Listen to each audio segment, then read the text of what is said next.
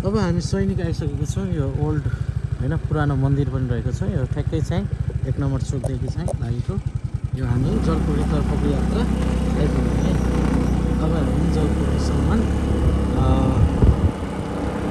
लाग्दैछ है यो यात्रामा।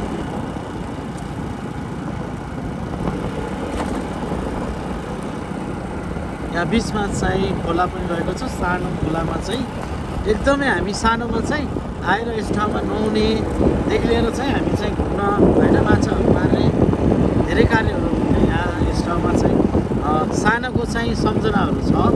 अनि यही समयमा चाहिँ फेरि पनि आज यसै ठाउँमा चाहिँ हिँड्दाखेरि चाहिँ खुसी लागेको छ। यो पुल रहेको छ देख्न सक्नुहुन्छ। अनि यो खोलाहरू अहिले त खोलाहरूमा चाहिँ एकदमै सानो कुराहरू भइसकेको रहेछ। सानो माछाहरू होइन त्यसमा प्रशस्तै मात्रामा छ है। ल है कतिजनाले हेर्दै हुनुहुन्छ अनि कुन कुन गाउँको मान्छे हुनुहुन्छ फटाफट कमेन्ट गरौँ है। यहाँको सम्झना कोसँग छ तपाईँहरू चाहिँ कमेन्ट बक्समा गइकन अनि लेख्नु होला, कमेन्ट गर्नु होला है। यो बाटो तपाईँ कतिजना हिँड्नु भएको छ र पुरानो सानोको यादगारहरू कति रहेको छ। हामी ठ्याक्कै जलपुरी आइपुग्यौँ। यो जलपुरी हामी आइपुगेका छौँ है। ल यताबाट चाहिँ हामी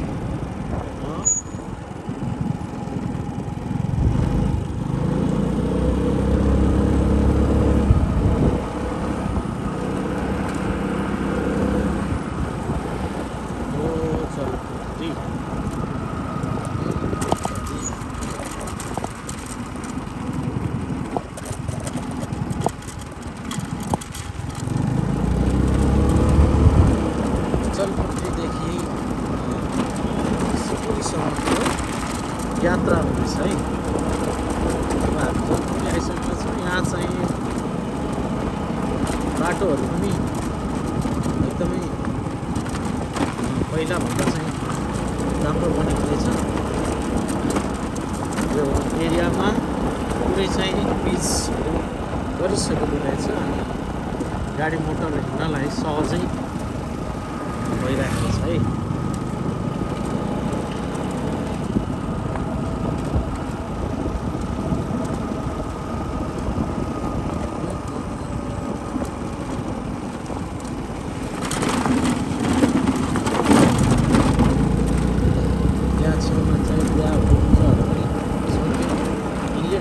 पूजाहरूमा चाहिँ गइराखेको त्यसमा चाहिँ अहिले पूजा र बढी मात्रामा पूजा अनि त्यसपछि चाहिँ बिहाहरू यो सिजनमा चाहिँ हामीहरू र अब हामी चाहिँ त्यहाँबाट यहाँ आउनलाई 3 मिनट लाग्दो रहेछ।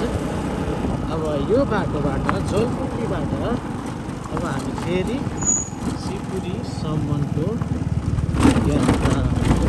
यो बाटोले चाहिँ शिवपुरीसम्म चाहिँ जोड्दछ है। यो जलपुरीको अलिकति यो क्षेत्रमा चाहिँ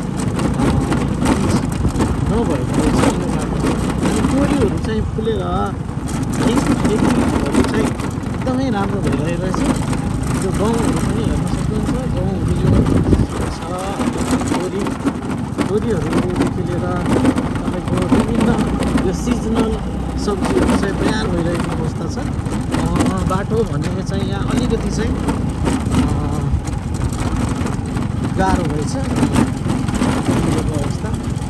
अब हामी चाहिँ यो ठाउँमा आइसक्यौँ।